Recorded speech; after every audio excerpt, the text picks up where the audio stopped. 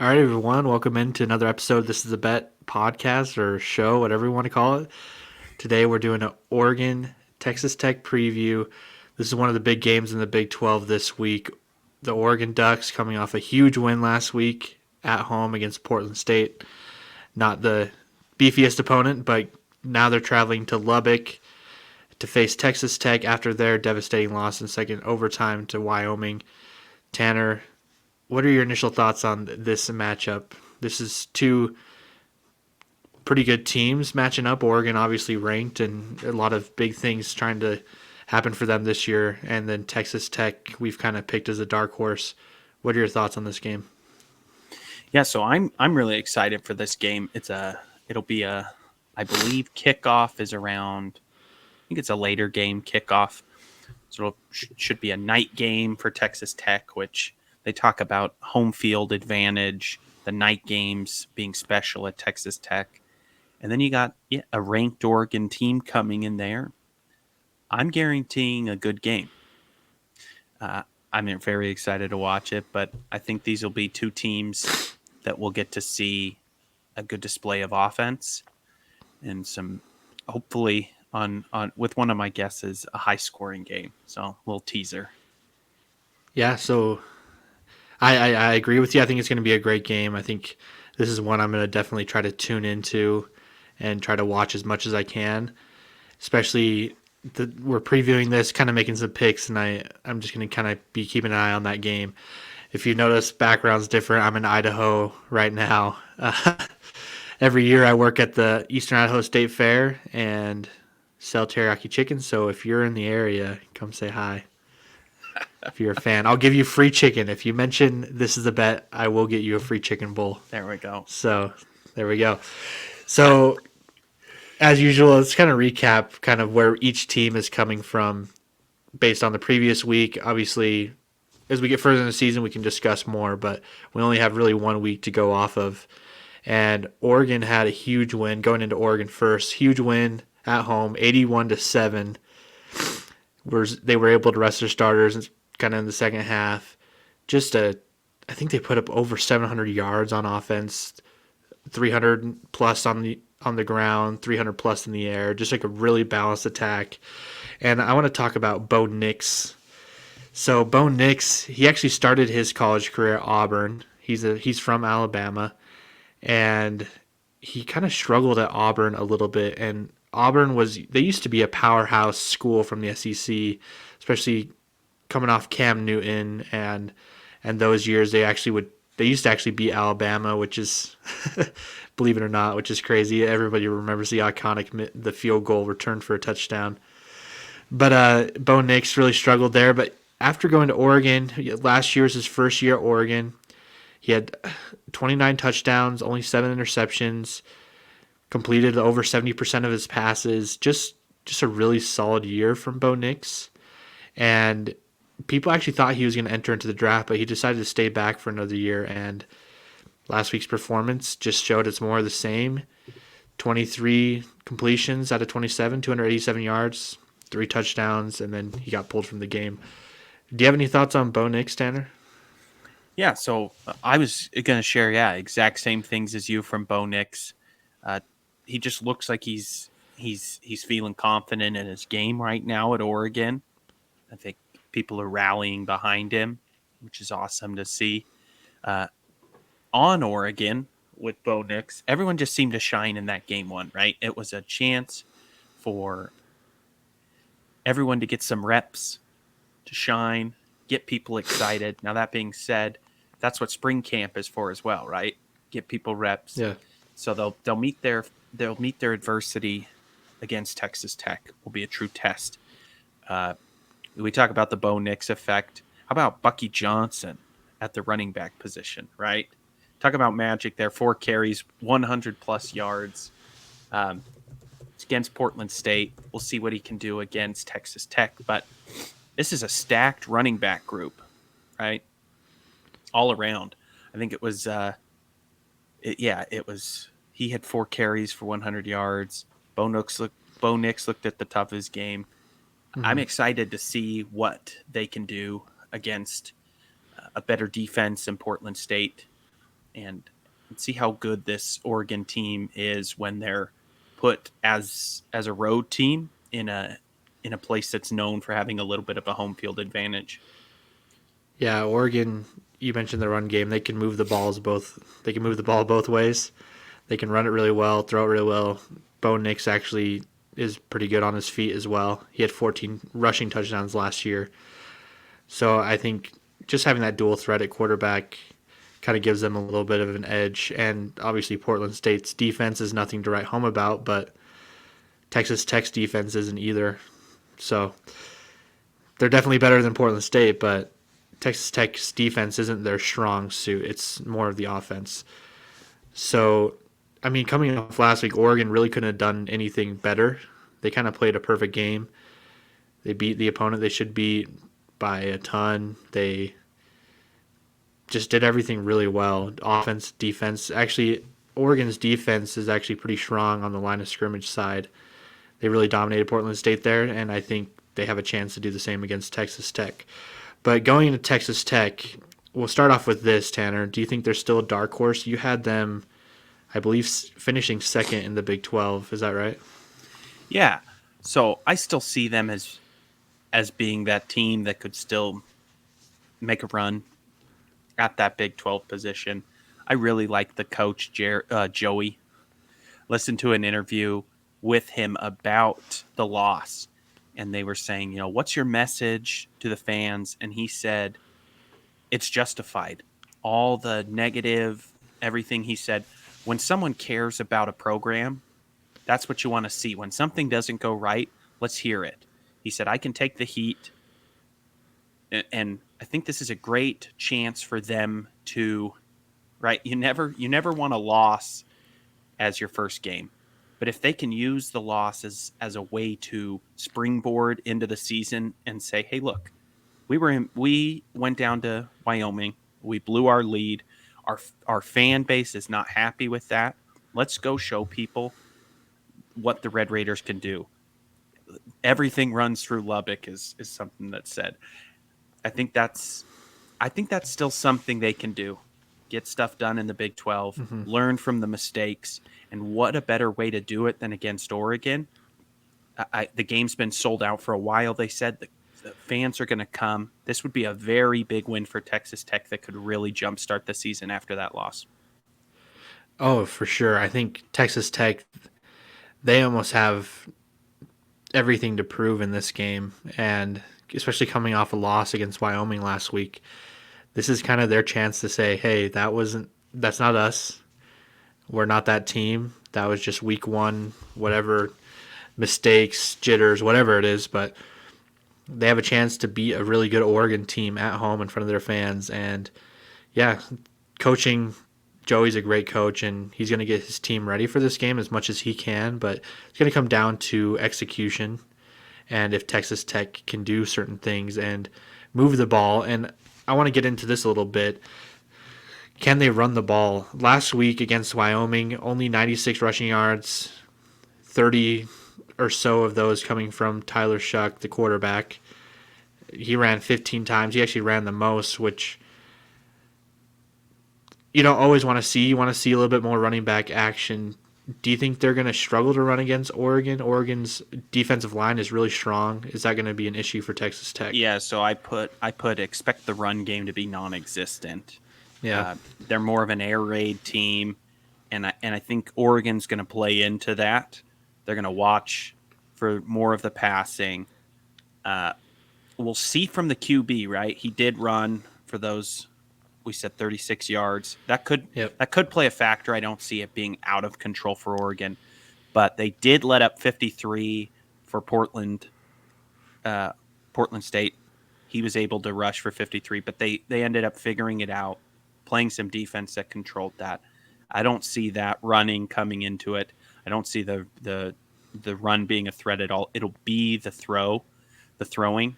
So Oregon's secondary has to be ready and get some pressure on the quarterback. I think if they can bring the pressure and just make his night terrible, it'll be an easy Oregon win. Yeah. And speaking of throwing the ball, their quarterback, Tyler Shuck, I just put Shuck because that's how you say it. I actually was surprised. I was racking my brain on how to say it, and I looked it up, and he actually is the one who said to say it this way. So coming from the source, but he actually had a great week last week. But I mean, he threw 47 passes, so that's kind of Texas Tech style, that air raid offense, throwing the ball a lot, moving the ball as quick as they can, and we looked at the highlights a little bit in our recap, but they have that ability to have those big chunk plays 20, 30 yards down the field and move the ball really well. Tyler Shuck, actually, he started his career at Oregon in 2019 and then transferred to Texas Tech. So this, I don't know if this is considered a revenge game or not, but he is playing the school he committed to at Oregon. So it's super interesting. What do you think about Tyler Shuck? He's going to be the one that's going to have to carry this game, I think, in that passing offense. Yeah, what's interesting is I was listening to a podcast where they were talking about a lot of the fans talking, and it's a lot of organizations do it. When something doesn't go right in a game, you immediately look at the quarterback and say, do we have anyone else? What do we want to do? Yeah, we heard it. We heard it with Keaton Slovis already after 1 week. Yeah, with BYU. I heard somebody saying Cade Finnegan needs to be coming in next week. He's the real deal. But yeah, so it's something similar. After one game, I mean, he had a good game, right? 338 yards, 3 touchdowns. A loss always makes the stats not look as good. I think he's still great to put behind the ball, throwing it. Look for him to have a big game. If things go right for Texas Tech, Tyler could have a great game. But as I said, if Oregon makes it tough on him, I think there will be a lot of heat if they drop this game and he doesn't shine in a way. If he has some interceptions or something to the Oregon defense, I could see some talk about that. But from a week 1 game, you just have to – I'd still put trust in him. So, but then again, he's not my quarterback. I know how hard it is to see your quarterback of a program, and you really need to trust the process there. So, yeah, sometimes there's a lack of, I don't know, is it gratitude or appreciation? Sometimes you don't know how good you got it until you have something worse. So maybe there is somebody better than him on the bench. But I think he's a very capable starter. He did have 1 interception against Wyoming in the second quarter, and that actually led to 7 points for Wyoming. So in this game, I mean, he's really got to limit the mistakes. There can't be any turnovers because I think that's kind of going to be, if there's a turnover, especially on Texas Tech's side, that's going to really swing the game in a way they don't want. I'll get into a little bit about, I think there's a way Texas Tech, they're the underdogs in this game. There's a way they win this game, and we'll get into that in a little bit. But on the defensive side of the ball for Texas Tech, Jacob Rodriguez, he was injured in that week 1 game. He's going to be out 4 to 6 weeks, which makes their other linebacker, Josiah Pierre, he's going to move over to his position. And so there's a little shifting on the defense. Already a defense that isn't really identified as tough. Do you think this is a concern for Texas Tech, missing one of their linebackers? It'll definitely play a factor. 26 tackles from Rodriguez last season. Played a big part. I don't see that being a big deal. On the other side of the ball for Oregon, Lanning, the coach, had talked about there being quite a few injuries, a lot of players that didn't see time in week 1 that people were expecting.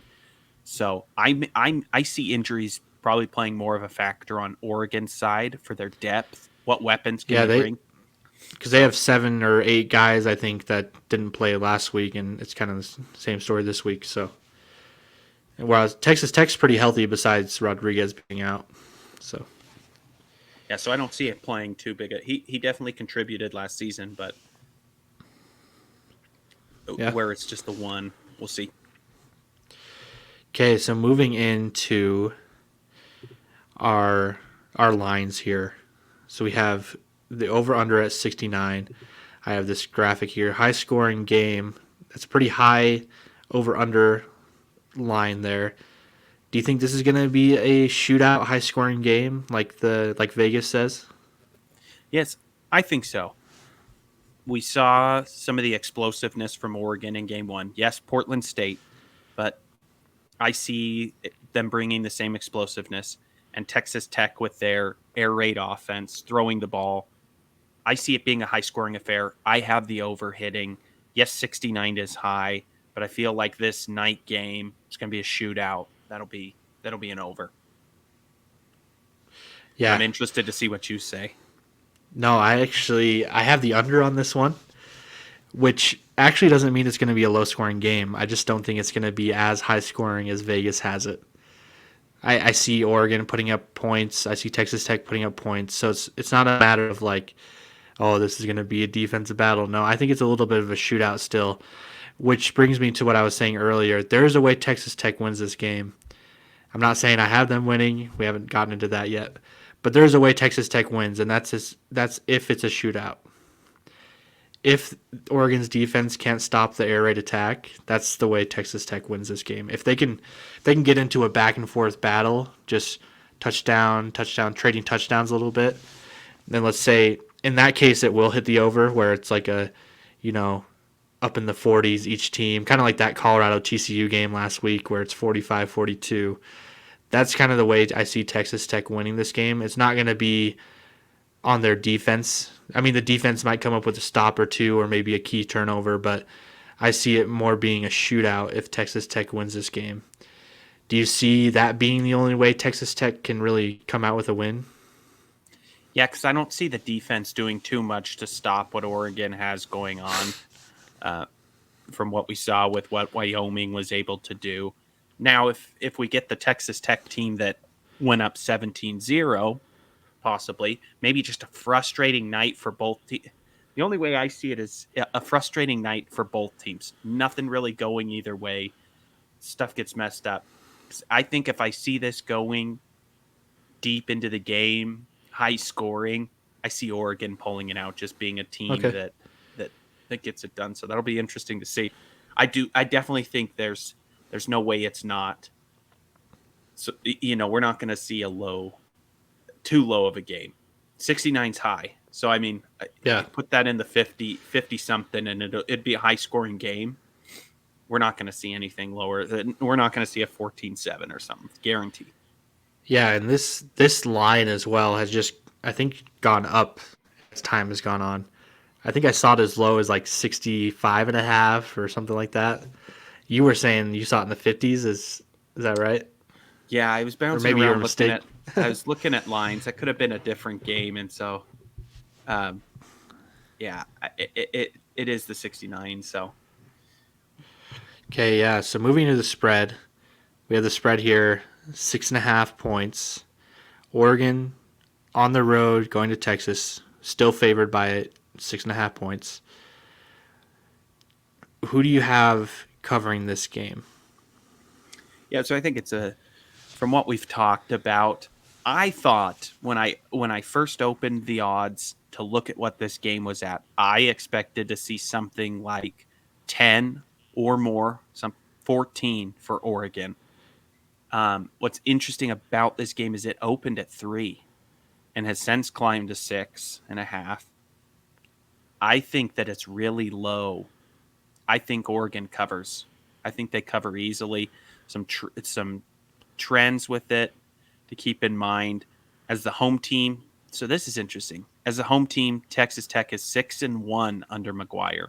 That's not against the spread. That's just winning the game. We talked about Straight that home up. field advantage. But then Yep. under Lanning, Oregon is 4-1 as an away team and 4-0 as a favorite. So that's showing, when they are traveling as the expected team to win. Doesn't seem like they drop the ball on that, and that's why I have them covering. Yeah, I have Oregon covering as well. I think Oregon has more talent than Texas Tech. Defensive side of the ball is stronger than Texas Tech as well. So I think both sides of the ball, there's an advantage for Oregon, defense and offense. Bo Nix just a little bit more dynamic than Tyler Shuck. Can move the ball just a little bit better. Can move it with his feet as well. He's settled into that system really well. Oregon, Lanning's a great coach. So, I don't know. Just after watching both teams last week, I have Oregon covering this. And I don't have it, I have it 11-point win for Oregon. So it's not super far off that line, but it's enough to give Oregon the win. So what do you have for a score prediction? We talked about, you had it the over, so over 69 points, Oregon covering. What score prediction? We were talking about this a little bit before we started recording. Yeah. So what'd you have? As our loyal viewers know, if you've watched some of them, I struggle with score predictions. Yeah. My brain does not enjoy trying to put numbers. And I think this game especially, it's going to be hard to just throw a total on it. But I had it as like 42-28 was what I came together on this one. Yeah. So that's 70 points. So yeah, that's the over, and 2 touchdown win for Oregon. But still, Texas Tech putting up 28 points. That's not terrible. It's just Oregon's offense and maybe Texas Tech defense too much. Yes. Where so I picked the under because I have this as a Oregon win, 38-24, or 27. Sorry, 38-27. So that's 65 points. So just under that 69, but still high scoring. I'm hoping this is a close game throughout, and I'm hoping there's kind of like this chance at the end in the fourth quarter going into it that Texas Tech has to win. I was trying to talk myself into how can Texas Tech win this, and can I pick them? Because we both had them pretty high up in our Big 12 rankings, and I still want to hold on to that. But it's just really unfortunate that it has to be Oregon coming in playing them. Yeah, I agree. I was the same way trying to find anything I could latch on to of saying, here's how Texas Tech does it. I think your analysis was pretty spot on with how they'd have to do it. I couldn't get to the point. Yeah. Yeah, it's just